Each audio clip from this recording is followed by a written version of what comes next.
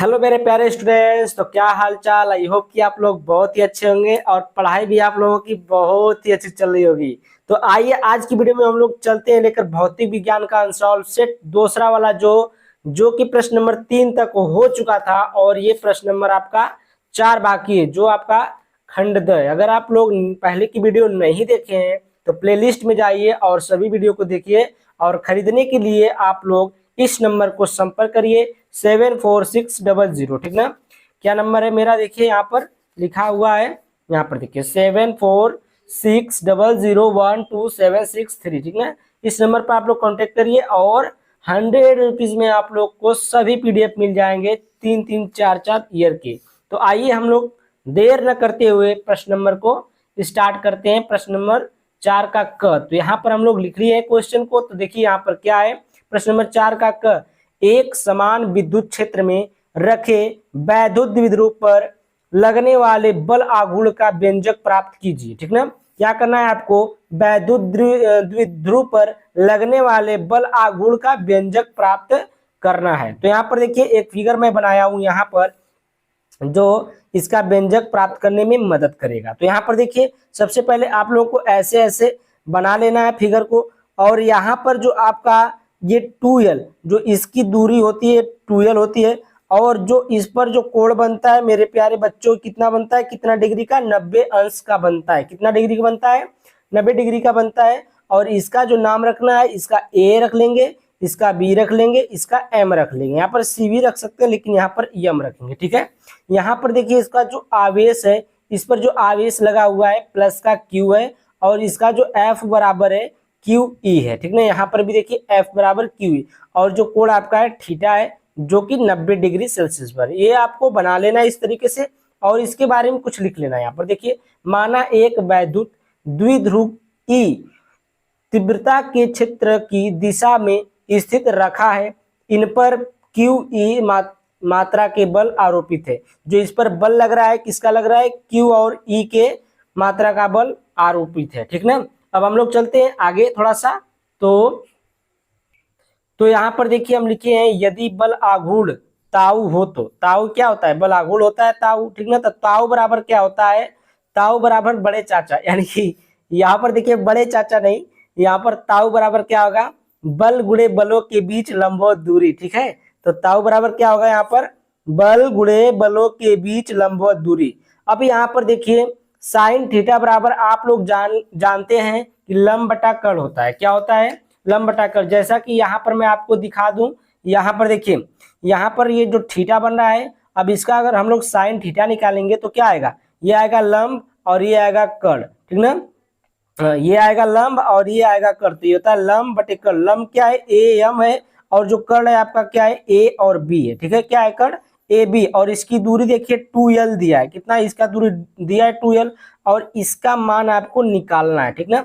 तो जिसका मान निकालना रहता है उसको हम लोग क्या करते हैं, उसको हम लोग ऊपर रखते हैं। तो यहाँ पर देखिए ए एम बटे में ए बी, और यहाँ पर देखिए बराबर में साइन थीटा, तो ए एम का मान निकालना है और ए बी का मान कितना दिया था, 2l दिया था, बराबर में ये कितना हो गया, साइन थीटा हो गया।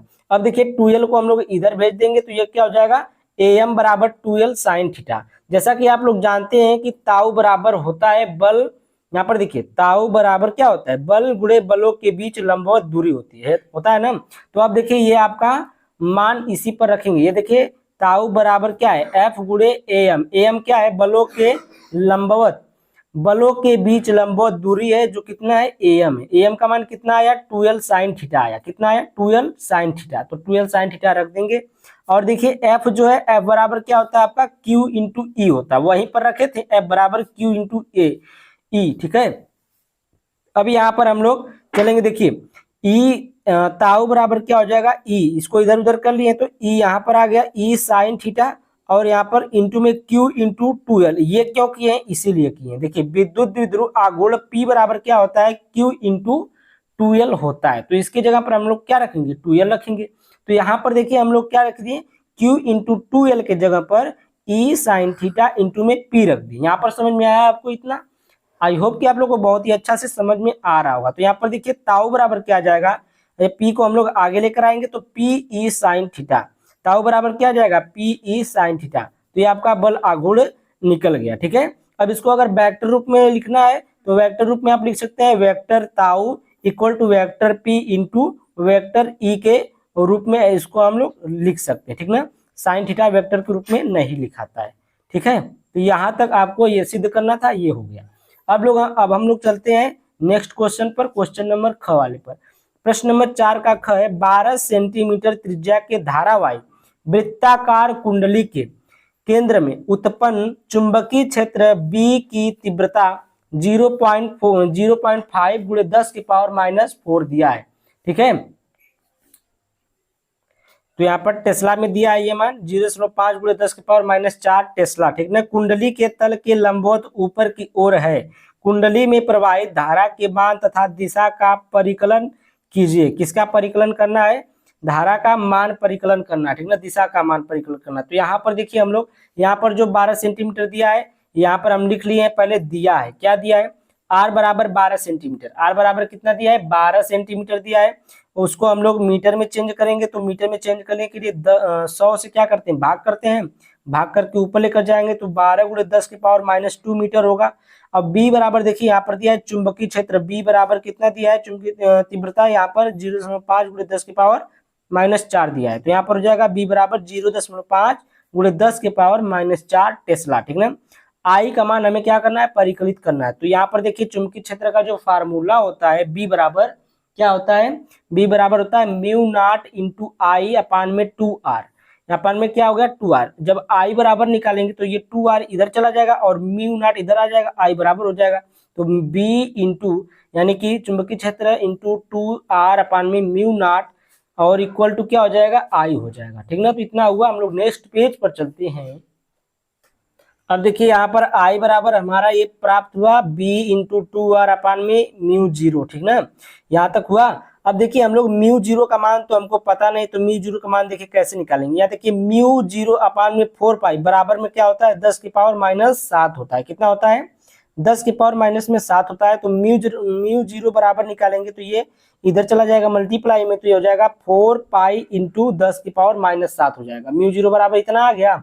अब इसको हम लोग क्या करेंगे? यहीं पर रख देंगे। तो यहाँ पर देखिए आई बराबर ये देखिए यहाँ पर हम लोग हल भी किए हैं कुछ। यहाँ पर देखिए 4 से 12 काट दिए।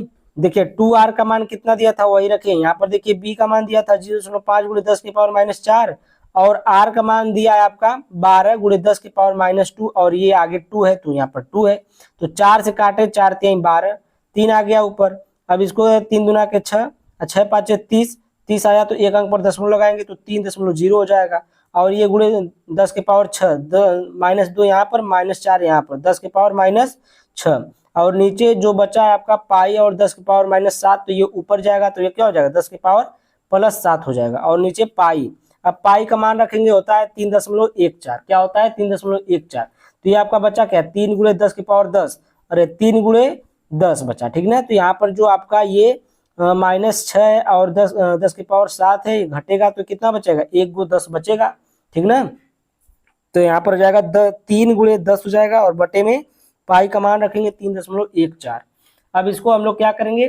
भाग करेंगे। तो यहाँ पर आई बराबर ये गुणा करेंगे 30 हो जाएगा और यहाँ पर 3.14। इसको हम लोग जब भाग करेंगे यहाँ पर देखिए 2 अंक का दशमलव हटाएंगे तो ये हो जाएगा ऊपर 00 बढ़ जाएगा, तो ये हो जाएगा 3 और यहाँ पर 3000 हो जाएगा और 314 से भाग करेंगे 9.55 एम्पियर ये आपका आई का मान आएगा। तो देखिए आई बराबर कितना आ गया आपका? आई बराबर 9.55 एम्पियर। अब देखिए अतः चुंबकीय क्षेत्र की दिशा लंबवत ऊपर की ओर है। जो आपकी चुंबकीय क्षेत्र की जो दिशा है वो लंबवत किसकी ओर है? ऊपर की ओर है। तो कुंडली में धारा की दिशा वामावर्त यानी कि एंटी क्लॉकवाइज होगी। ठीक ना, एंटी क्लॉकवाइज होगी, वामावर्त होगी। ठीक ना, दिशा में होगी। तो आपकी जो कुंडली में जो धारा की दिशा होगी क्या होगी? एंटी क्लॉकवाइज होगी। जो घड़ी घूमती है ना, घड़ी घूमती है ऐसे, लेकिन ये ऐसे रहेगी। ठीक ना, धारा की दिशा कैसी रहेगी? उल्टे रहेगी। अब देखिए प्रश्न नंबर आता है, प्रश्न नंबर 4 का ग। देखिए क्वेश्चन है पूर्ण आंतरिक परावर्तन तथा क्रांति कोण क्या होता है? प्रकाश तंतु यानी कि ऑप्टिकल फाइबर किस सिद्धांत पर कार्य करता है? तो देखिए पूर्ण आंतरिक परावर्तन हम लोग देख लेते हैं। जब कोई प्रकाश किरण सघन माध्यम से विरल माध्यम में जाती है। कहाँ जाती है? घन माध्यम से यानी कि सघन यानी कि घन माध्यम से, ठीक ना। विरल माध्यम यानी कि विरल क्षेत्र में जाती है जहां पर वस्तु बहुत कम हो, ठीक है। माध्यम में क्या होती है? जाती है, माध्यम में जाती है और आपतन कोण का मान क्रांति कोण से अधिक हो जाता है। क्या होता है? आपतन कोण का जो मान है वो किसके? क्रांतिक कोण से अधिक हो जाता है। तो विरल माध्यम में प्रकाश किरण का परावर्तन अपवर्तन नहीं होता। क्या होता है? किसका अपवर्तन नहीं होता? प्रकाश किरण का अपवर्तन नहीं होता, बल्कि संपूर्ण प्रकाश परावर्तित होकर सघन माध्यम में ही वापस लौट आता है। इस प्रकार के परावर्तन को पूर्ण आंतरिक परावर्तन कहते हैं। इस प्रकार के परावर्तन क्या कहते हैं? पूर्ण आंतरिक परावर्तन कहते हैं, ठीक है।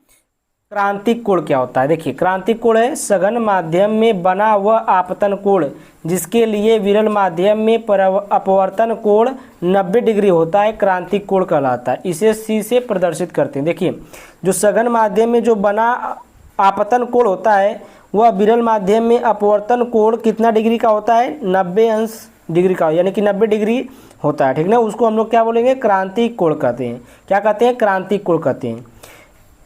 तो ये आपको पूर्ण आंतरिक परावर्तन और क्रांतिक कोण बढ़िया से पढ़ लेना है, ठीक ना। अब हम लोग चलते हैं नेक्स्ट क्वेश्चन पर। क्वेश्चन नंबर आपका 4 का घ है।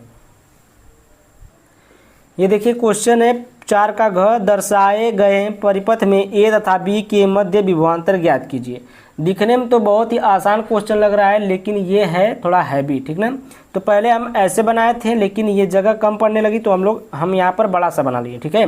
तो यहाँ पर देखिए आपका किताब में जो दिया है इस प्रकार से दिया है। यहाँ पर दिया है 1 ओम और इसमें कोई धारा वारा नहीं दर्शाया है। जितने हम दर्शाए हैं, ये I1 धारा इधर जा रही है, फिर ये I2 है, फिर I3 है, ये 1 ओम है, 1 ओम है, 1 ओम, ये क्या है? प्रतिरोध है। आपका जो ये यहाँ पर बोल्ट दिया हुआ है, इसमें भी दिया है, इसमें भी हम भी लगाए हैं, ठीक है। तो यहाँ पर देखिए क्या करना है, कुछ नहीं करना है, किरचॉफ का नियम इसमें लगाना है। पहला और दूसरा दोनों नियम लगाएंगे, तभी जाकर कि ये सवाल क्या होगा? सॉल्व होगा, ठीक ना। थोड़ा सा लॉन्ग है ये क्वेश्चन, तो धैर्य रखिएगा और समझते रहिएगा। तो यहाँ पर देखिए फिगर तो हम बना लिए हैं। यहाँ पर जो धारा है इधर को दर्शा रही है। ये सेल है आपका, एक सेल, ये सेल, इस सेल में कितना है? 3 वोल्ट है, और इस सेल है 2 वोल्ट, और ये इस सेल में 1 वोल्ट है, ठीक है। ये दिया है ए और बी, कितना दिया है? ए बी के बीच में निकालना है विभवांतर। क्या निकालना है? ए और बी के बीच में विभवांतर निकालना है। अब इसका मान तो दिया नहीं था, तो इस कोने का नाम हम रख दिए C, और इसका D, और इसका E, इसका F, इसका G H भी रख सकते हैं, लेकिन हम लोग यहाँ पर क्या रखेंगे? P और Q रखेंगे। क्या रखेंगे? P और Q रख दिए। धारा जो है आपकी इधर से आ रही इधर, ठीक ना। इधर से कहाँ आ रही? इधर आ रही है। जैसे जैसे धारा जाएगी हम लोग वैसे वैसे हल करेंगे। तो यहाँ पर देखिए किरचॉफ के प्रथम नियम से, अब देखिए किरचॉफ का जो प्रथम नियम क्या कहता है। किरचॉफ का प्रथम नियम यहाँ पर लिख भी लिए हैं। किरचॉफ का प्रथम नियम तो ये क्या है?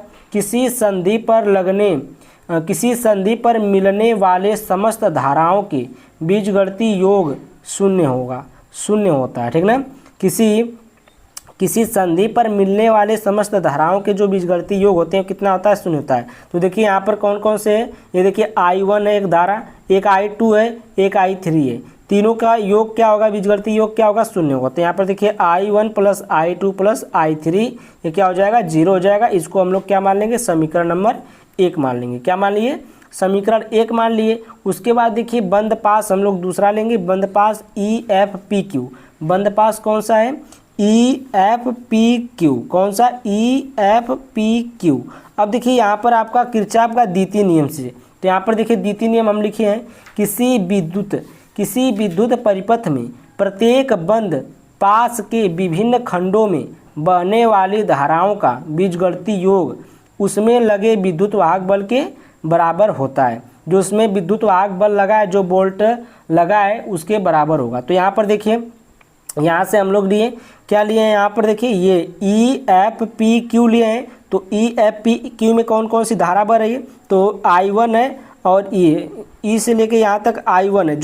जो विद्युत वाहक बल लगा है इसका 3 वोल्ट है, ठीक ना। तो यहाँ पर देखिए I1 और गुणे में 1 क्यों लिखे हैं? क्योंकि इसमें इतनी धारा बह रही 1 ओम, यानी कि इसका प्रतिरोध क्या है? 1 है। तो 1 यहाँ पर देखिए 1 गुणे I1 यानी कि 1 गुणे I1 और माइनस में ये क्या होगा, माइनस में यहाँ पर देखिए जब हम लोग बोल्ट से यहाँ से जो यहाँ पर आपको सेल दिख रहा है, सेल से अगर हम लोग ये प्लस की दिशा में चलेंगे तो जो यहाँ पर ये चिन्ह लगेगा ये माइनस का लगेगा, ठीक ना। यहाँ पर जो ये चिन्ह लगेगा ये कौन सा लगेगा, माइनस का लगेगा जब हम लोग प्लस की दिशा में चलेंगे। तो ई से हम लोग किधर आए, जो सेल है सेल से इधर आए प्लस की दिशा में। तो जब ये प्लस की दिशा में हम लोग आएंगे तो यहाँ पर जो चिन्ह लगेगा वो कौन सा लगेगा, माइनस का लगेगा। तो यहाँ पर देखिए क्या होगा, ई 1 इंटू I1 माइनस में I2 कौन सी धारा है, देखिए P से जो इधर से इधर गुजर रहे हैं हम लोग तो I2 आ रहा है, कौन सा I2। इसमें R1 जो है ये क्या है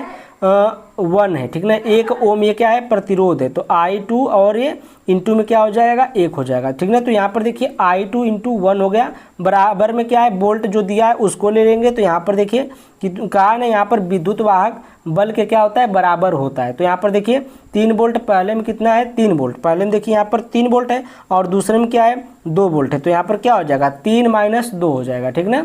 3 माइनस 2 हो गया, 1 का गुणा करेंगे तो I1 आएगा, माइनस में I2 आएगा, बराबर में 3 में से 2 घटाएंगे तो 1 बचेगा। इसको हम लोग क्या मान लेंगे, समीकरण नंबर 2 मान लेंगे। क्या मान लेंगे इसको, समीकरण नंबर 2 मान लेंगे। अब देखिए उसी प्रकार से हम लोग बंद पास QPCD में, अब देखिए यहाँ पर बंद पास कौन सा, QPCD में। तो यहाँ से शुरू करेंगे QPCD में। तो QPCD क्या है, देखिए यहाँ पर 2 वोल्ट है, यहाँ पर I2 है, I3 है, इसमें भी 1 R है, 1 R है, मतलब 1 ओम है, 1 ओम है, जो प्रतिरोध दिया 1 ओम 1 ओम दिया, ठीक ना। यानी कि ये देखिए जब लोग V कमा रखेंगे 2 रखेंगे 1 रखेंगे और यहाँ पर I2 इंटू 1 होगा और I3 इंटू 1 होगा माइनस में, ठीक है। ये भी धारा कहाँ चल रही है, प्लस से इधर की दिशा में चल रही, प्लस की दिशा में जा रही है, यानी कि ये इधर से जा रही है, ये प्लस है, प्लस की दिशा में ऐसे जा रही है, ठीक है। अब देखिए हम लोग यहाँ पर क्या करेंगे, उसी प्रकार से देखिए 1 into I2 minus I3 into 1 बराबर में जो वोल्ट दिया है 2 और माइनस में 1 वोल्ट, ठीक है। अब देखिए I2 minus I3 minus I3 बराबर में क्या आ जाएगा, 1 आ जाएगा। समीकरण नंबर इसको 3 मान लीजिए, क्या मान लेंगे, समीकरण नंबर 3। इसी प्रकार बंद पास, ये कुछ नहीं है, ये देखिए कुछ नहीं, यहाँ पर इसी प्रकार बंद पास EFCD में, अब देखिए EFCD कहाँ है, देखिए आपको बताऊं पूरा ये लिया गया, देखिए EFCD यानी कि पूरा ले लिया गया यहाँ से यहाँ तक EFCD।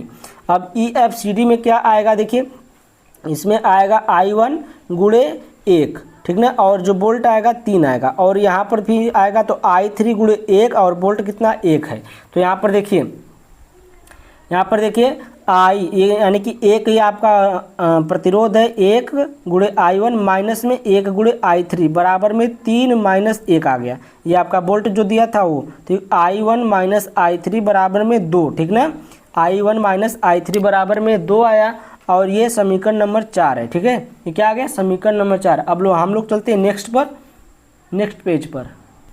अब देखिए यहाँ पर है समीकरण 1 व समीकरण 2 से चलेंगे हम लोग। कहाँ चलेंगे, समीकरण 1 व समीकरण 2। तो समीकरण 1 आपका क्या था, देखिए समीकरण 1 आपका क्या था, यहाँ पर समीकरण 1 देखिए ये वाला है और समीकरण 2 आपका ये वाला है, ठीक है। तो यहाँ पर देखिए हम लोग चलते हैं समीकरण 1 और 2 से।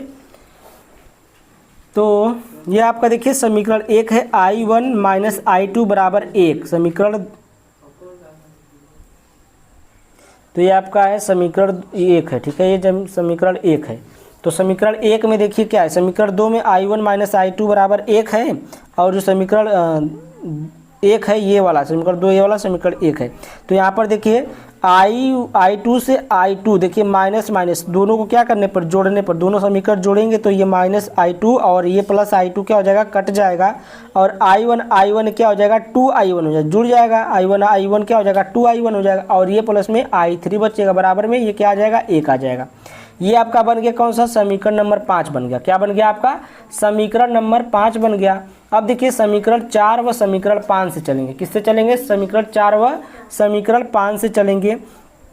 तो यहाँ पर देखिए समीकरण 4 आपका क्या था, समीकरण 5 आपका यही है 2I1 प्लस I3 बराबर 1 और जो आपका समीकरण 4 आया था I1 प्लस I3 बराबर 2 आया था, ठीक ना। समीकरण 4 आप लोग देखते रहिएगा, ठीक ना।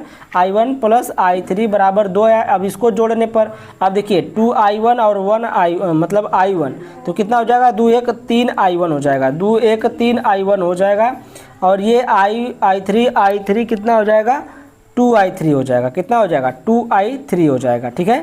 तो यहाँ पर क्या हो जाएगा, यहाँ पर 2I3 नहीं होगा, यहाँ पर जो है यहाँ पर माइनस रहेगा, ये I3 कटेगा, ठीक है। I3 कट गया और यहाँ पर क्या हो जाएगा, 1 और 2 जुड़ जाएगा तो 3 हो जाएगा। 3 से 3 कट गया तो I1 बराबर क्या हो जाएगा, 1 एम्पियर। I1 बराबर का मान आ गया, I1 का मान आ गया कितना, 1 एम्पियर। अब देखिए I1 का मान समीकरण 5 में रखेंगे। अब ये जो समीकरण 5 आपका आया था इसी में I1 का मान रख देंगे यहाँ पर 1, तो यहाँ पर 2 गुणे 1 हो जाएगा, प्लस में I3 बराबर में 1, प्लस में क्या है I3 बराबर में 1। अब यहाँ पर 2 प्लस I3 बराबर 1, तो यहाँ पर I3 जब निकालेंगे तो ये 2 जो इधर आएगा तो I3 बराबर क्या हो जाएगा, 1 माइनस 2, तो यहाँ पर 2 में से 1 जाएगा तो ये माइनस में 1 बचेगा। तो I3 बराबर क्या आ जाएगा आपका, I3 बराबर क्या आ जाएगा, 1 एम्पियर माइनस 1 एम्पियर, ठीक ना। अब देखिए हम क्या करेंगे, I3 का मान समीकरण 3 में रखने पर, I3 का मान समीकरण 3 में, तो समीकरण 3 आपका क्या था, समीकरण आपका 3 था I2 माइनस I3 बराबर 1 आया था समीकरण 3। अब समीकरण 3 में I3 का मान रखेंगे तो I2 का मान आ जाएगा, तो I2 प्लस I3 का मान कितना आया था, 1 माइनस का 1 आया था, तो ये क्या हो जाएगा, प्लस 1 हो जाएगा। तो ये प्लस 1 हो गया, बराबर में 1 है, बराबर में क्या है आपका 1 है, तो ये क्या हो जाएगा, देखिए ये इधर जाएगा तो माइनस हो जाएगा, ये 0 आ जाएगा।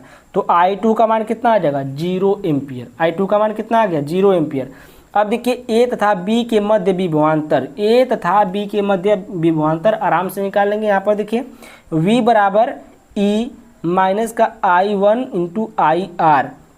अब देखिए V बराबर क्या होता है, E minus I1 into IR। तो यहाँ पर देखिए हम दिखा दें आपको, तो E का मान हम लोग यहाँ से रखेंगे, E बराबर क्या रखेंगे, देखिए 3 वोल्ट रखेंगे। क्या रखेंगे, E बराबर 3 वोल्ट। I1 का मान 1 आया था, I1 का मान 1 रखेंगे। R1 जो है ये है आपका R1, R2 R3, तो R1 1 है, ठीक है। तो यहाँ पर देखिए आप लोग, यहाँ पर आपका हो जाएगा ये E का 3 हो जाएगा, I1 कितना था, 1, I1 का मान कितना आया था, 1 आया था। यहाँ पर देखिए I1 का मान 1 आया है ना, I1 का मान 1 रख दिए, और यहाँ पर क्या हो जाएगा, R1 का मान आपका 1 है तो 1 हो जाएगा, और 1 में 1 मल्टीप्लाई करेगा तो 1 हो जाएगा।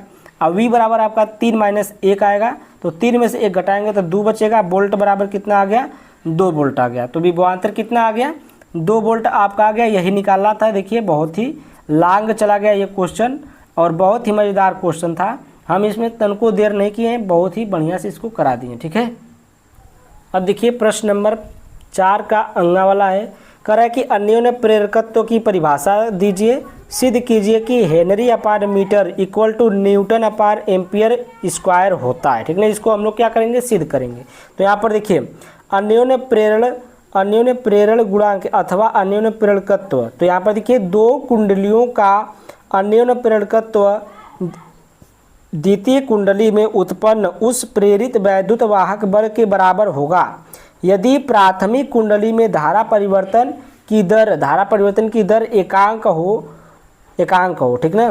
2 कुंडलियों का अन्योन्य प्रेरकत्व द्वितीय कुंडली में उत्पन्न उस प्रेरित वैद्युत वाहक बल के बराबर होगा जब प्राथमिक कुंडली में धारा परिवर्तन की दर एकांक होगी, ठीक है। इसका मात्रक होता है हेनरी, जिसको H से दर्शाते हैं, हेनरी, ठीक ना। इसका मात्रक क्या होता है, हेनरी होता है, जिसको H से दर्शाते हैं। और इसकी बीमा जो होती है mL² T-2 और T के पावर -2 और A के पावर -2 होता है, इसका बीमा होती है।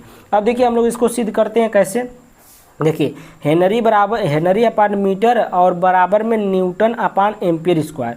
अब देखिए हम लोग जानते हैं जो प्रेरिकत्व होता है आपका L बराबर क्या होता है, E बटे में DI अपान DT, ठीक ना। इसके बराबर होता है DI अपान DT, तो ये DI अपान DT ऊपर जाएगा तो ये क्या हो जाएगा, Q बराबर होगा W अपान Q।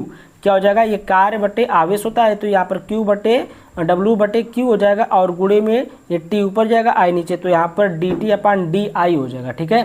उसके बाद देखिए ये L बराबर आपका जो ये कार्य ये देखिए F इंटू एस और ये Q नीचे रहेगा और उसके बाद इंटू में dt अपान डी आई, ठीक ना, dt अपान डी है। अब इसका हम लोग क्या करेंगे, मात्रक निकालेंगे। तो जो आपका F होता है उसका मात्रक होता है n और ये मीटर इंटू सेकेंड, ये क्या है मीटर इंटू सेकेंड, ये किसका आया dt का सेकेंड आया, dt यानी कि टाइम होता है, ठीक है। अब Q का जो आवेश होता है यहाँ पर Q बराबर देखिए क्या होता है I इंटू टी, Q बराबर I इंटू टी, तो I का आवेश एम्पियर और T का सेकेंड और फिर ये डी आई है तो I का एम्पियर, ठीक है। तो A सेकेंड A यानी कि ये एम्पियर है, सेकेंड एम्पियर है, A स्क्वायर हो जाएगा। अब देखिए हम लोग यही मान को उठा करके कहाँ रख देंगे, यहाँ पर LHS लिए हैं, LHS लेकर चल रहे थे, LHS Henry upon metre square, तो यही से प्रेर कर तो L निकाले हैं तभी नहीं एच आया है। तो यहाँ पर देखिए N into metre square, N into metre second, N into metre second और ये आ जाएगा आपका A सेकेंड मतलब एम्पियर सेकेंड एम्पियर और बटे में ये मीटर आपका क्या दिया है, मीटर दिया है, ठीक ना, बटे में क्या दिया है, मीटर दिया है। अब देखिए इसको हम लोग ऊपर लेकर जाएंगे, ये मीटर कहाँ से है पता है, यही वाला मीटर है, क्योंकि हम लोग इसी का ये वाला मान रखे हैं, पूरा ये वाला इसका मान रखे हैं, हेनरी का मान इतना आया है ना, इतना ये सब तो इसका मान आया हेनरी का, और ये मीटर जो है आपका मीटर नीचे दिया है, ठीक है। तो मीटर, अब देखिए इस मीटर को ऐसे करेंगे तो ये 1 गुणे 1/m हो जाएगा, गुणे में क्या हो जाएगा 1/m हो जाएगा। तो यहाँ पर क्या हो जाएगा 1/m और ये मीटर से मीटर कट जाएगा, सेकेंड से सेकेंड कट जाएगा, A स्क्वायर बचेगा, तो न्यूटन अपान में एम्पियर स्क्वायर, तो H अपान m यानी कि हेनरी अपान मीटर बराबर newton upon ampere square, LHS equal to RHS, ये हैंस प्रूव्ड लिख देंगे। यहाँ पर क्या हुआ, ये प्रूव हो गया कि हेनरी अपान मीटर बराबर क्या होता है, न्यूटन अपान एम्पियर स्क्वायर होता है, ठीक है। तो ये सिद्ध हुआ, हम लोग ये सिद्ध कर चुके हैं, ठीक है। तो ये क्वेश्चन नंबर आपका प्रश्न नंबर 4 का अंगा था और प्रश्न नंबर 4 आपका पूरा समाप्त हुआ। और आज की वीडियो इतनी ही रहेगी और नेक्स्ट वीडियो में हम लोग कराएंगे अनसॉल्व सेट, ये आपका पूरा हल हो चुका है, इसको आपको PDF हम प्रोवाइड करा देंगे, आप लोग उस नंबर पर क्या करेंगे, कॉन्टैक्ट करके ले सकते हैं। Thank you, bye bye for watching my video.